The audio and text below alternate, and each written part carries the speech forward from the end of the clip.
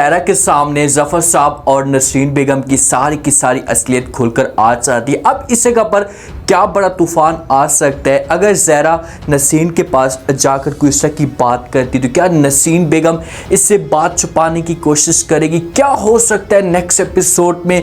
मीर ज़ैद को अब जोया से भी खौफ आना शुरू हो चुका है कि ये किसी भी वक्त मेरी जान ले सकती। क्या जोया इस जगह कदम उठा सकती है?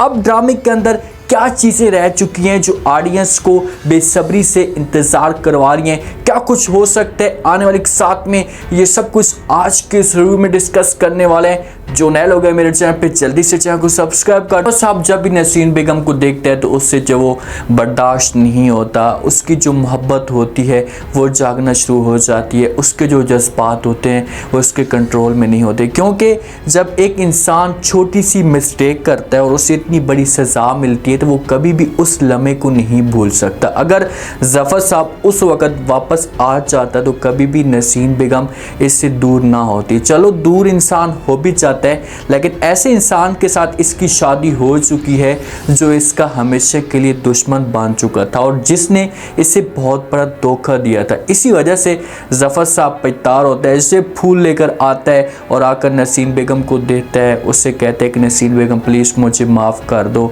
मुझसे बहुत बड़ी गलती हो गई है। जिस वक्त नसरीन बेगम से बातें सुनती है तो वो जफर साहब की तरफ देखना शुरू कर देती और कहती किस बात की माफ़ी। तो आगे से जफर साहब पुरानी बातें जो उसके सामने छेड़ना शुरू कर देते और कहते कितने प्यारे लम्हात थे जब हम एक दूसरे के साथ गपशप करते थे, अपनी मोहब्बत का इजहार करते थे और पता भी नहीं चला। मैंने किसी की बातों के ऊपर यकीन किया और मीर ज़ैद की एक कॉल के बाद मैंने कभी भी ट्राई नहीं किया। काश कि मैंने ट्राई किया होता तो आज मेरे साथ ऐसा ना होता। ये तो जफर साहब की 100% गलती है। देखें कि औरत कभी भी आपके साथ रब्ता नहीं कर सकती। नसरीन बेगम को कुछ पता भी नहीं था, उसे इसके बारे में कुछ इल्म भी नहीं था कि भाई जफर साहब कहाँ और किस जगह पर मौजूद है। उसके पास इस जगह कोई मोबाइल था, हालांकि जफर साहब के पास मोबाइल था और वो वापस भी आ सकता था, आकर सारी इन्फॉर्मेशन ले सकता था, लेकिन वो इतना बेगम होकर चला जाता है और आकर जब उसके सामने इस तरह के सीन होते हैं तो फिर ये बहुत ज़्यादा पछतार है। जब अपने फैसले पे तड़पता है, इसे सुकून नहीं आता, लेकिन नसरीन बेगम जो वो जफर को समझाने की कोशिश करेगी, उससे कहेगी कि जो कुछ भी होना तो हो चुका है, प्लीज़ आप इस बात को भूल जाए, अपने दिल से निकाल दें। लेकिन कहाँ एक मर्द भूल सकता है, अपनी मोहब्बत को कैसे छोड़ सकते हैं? जब इन दोनों की आपस में डिस्कस इस तरह की चल रही होती है ना, तो पीछे से ज़हरा ये सारी की सारी बातें सुन लेती है। देखिए कि ज़हरा को पहले भी शक था, वो अपनी माँ के पास आती भी है, उसके साथ इस तरह की बात भी करती और कहती कि माँ जी मुझे जब आप परेशान लग रही होती हैं, जब भी आप जफर साहब के सामने बात करती हैं या जब भी वो आपके सामने आता है, कोई बात है आप मुझसे जो शेयर नहीं करना चाहती। नसरीन बेगम बात को घुमाने की कोशिश करती है, बात को तरफ ले जाती है, लेकिन ज़हरा को शक था। अब इसके सामने सारी की सारी असलियत खुलकर आ जाती है। जब ज़हरा आएगी तो नसरीन बेगम चाय लेने के लिए जा सकती है, तो जफर साहब और ज़हरा की आपस में गपशप होना शुरू हो जाती है।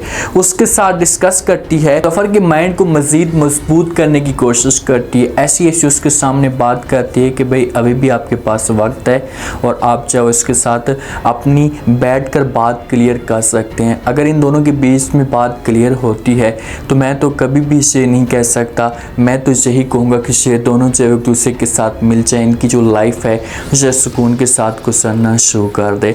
ज़हरा बातें करती और कहती है कि भाई जिन रिश्तों में एक वज़न नहीं होता या जिन रिश्तों में एक अहमियत नहीं होती तो वो कभी भी वो रिश्ते नहीं चल पाते, और जो रिश्ते मजबूत होते हैं जब मोहब्बत के साथ जुड़ते हैं, वो चाहे जो कुछ भी हो जाए सारी ज़िंदगी वो चलते रहते हैं, उनको कभी नहीं तोड़ सकते। ये बातें जिस वक्त जफर साहब ये बातें सुनते हैं तो आगे से ज़हरा कुछ जवाब देते और कहते हैं कि मैं आपके इस फैसले पे एग्री करता हूँ।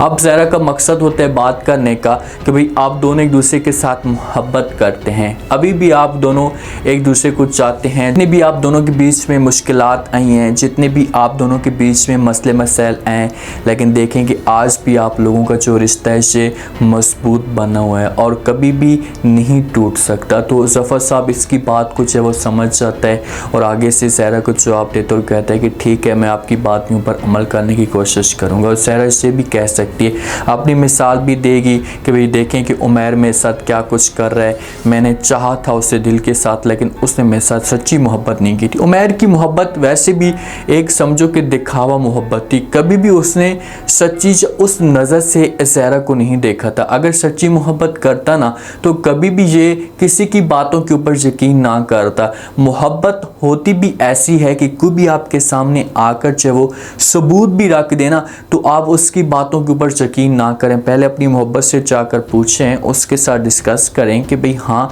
ये बातें हुई हैं, क्या ये सच हैं या झूठ हैं, फिर उसके बाद आप एक्शन लेने की कोशिश करें।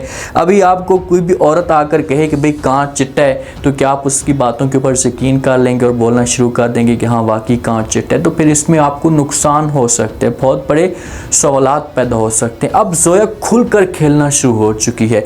जोया को इस बात का पता लग चुका है कि भाई कभी भी जो वो मीर ज़ैद हम दोनों के एक साथ होते हुए नहीं देख सकता, कभी भी वो हम दोनों को खुश नहीं देख सकता। तो इसी वजह से अब मुझे खुलकर खेलना होगा ताकि मैं इसको और भी ज़्यादा सज़ा दिलवा सकूँ। ये उमैर को कंट्रोल करने की कोशिश करती है, कोई भी चीज़ लेकर आती है तो अपने कमरे में लेकर जाती है, दोनों मिलकर खाते हैं, खाना भी एक साथ खाते हैं। तो मीर ज़ैद से सब कुछ बर्दाश्त नहीं होता। ये आता है और जोया के साथ बात करना शुरू कर देते और कहते हैं कि भाई हाँ मैं और उमैर एक साथ मिलकर खाना खाते हैं, आज तुमने ऐसा क्यों किया? जोया ये बातें सुनती है तो वो साफ अल्फाज में इनकार कर देती है मीर ज़ैद को। उससे कहती है कि भाई हम दोनों मियाँ बीवी हैं, हमारी ज़िंदगी है, हमारा जहाँ पर भी दिल करता है हम खा सकते हैं, पी सकते हैं, इसमें आपको क्या मसला है? और आपको मसला नहीं होना चाहिए। आप मियाँ और बीवी के बीच में आने की कोशिश करेंगे तो मसले मसाइल पैदा हो जाएंगे। इसी वजह से आप अपने काम से काम रखें और मुझे जो मजबूर करने की कोशिश मत करें। तो मीर ज़ैद का आगे से जवाब देखें कि ये अपने हिसाब से भी बात कर सकता है और ये जोया को कहता है कि मुझे ऐसा फील हो रहा है कि तुम उमैर को जो वो खाने के अंदर जहर देना चाहती हो या उसे जो वो मारना चाहती हो। ये बातें आगे से जोया सुनती है तो वो मीर ज़ैद को जवाब देती है और कहती है कि भाई अगर मैं मारने वाली होती या जहर देने वाली होती तो आपको दे देती, कभी भी उमैर को ना देती। तो आगे से मीर ज़ैद कहता है कि भाई आप एक ही कातिल हो तो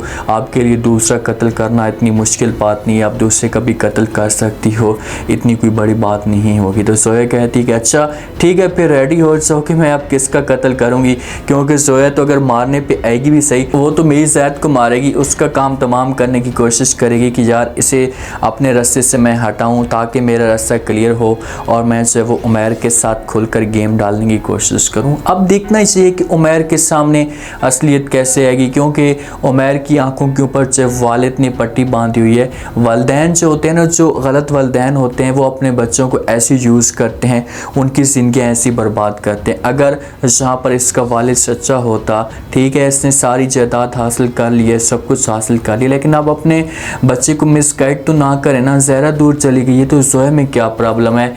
आप जोया के साथ इतनी नफरत करवाने की कोशिश कर रहे हैं। आप चाहते भी नहीं है कि मेरा बच्चा किसी लड़की के साथ या किसी बीवी के साथ अपनी ज़िंदगी गुजारे, बस ये चाहता है कि ये अपने बिज़नेस के ऊपर फोकस करे, अपने बिज़नेस को चलाए। तो ऐसे कौन ज़िंदगी गुजार सकता है? इससे आपको बड़ा लॉस होगा, आपके पूरे ख़ानदान को लॉस होगा। सब ये चाहती है कि किसी तरीके से उमैर के सामने जो सारे सबूत खुलें और फिर जो वो उमैर और ज़हरा एक साथ हो जाएँ, जोया को तलाक मिल जाए और दोबारा कभी भी जोया जो इस घर के अंदर ना आए। लेकिन मैं ये कहूँगा कि ज़हरा के सामने ये असलियत आती है, उमैर आकर माफ़ी मांगता है, तो ज़हरा को कभी भी नहीं जाना चाहिए। इसके लिए सबसे जो बेस्ट ऑप्शन है ये साथ है, ये साथ के साथ शादी करे तो ठीक रहेगा। अगर ये जाती है और जाकर चाहे वो उमैर के साथ बात करती है, फिर से इन दोनों के बीच में बातें क्लियर होती हैं, तो नहीं होना चाहिए। मीर ज़ैद भी तलाक दे दे जहाँ पर हमारी नसरीन बेगम को, और उसके बाद से वो उमैर भी तलाक दे दे ज़हरा को।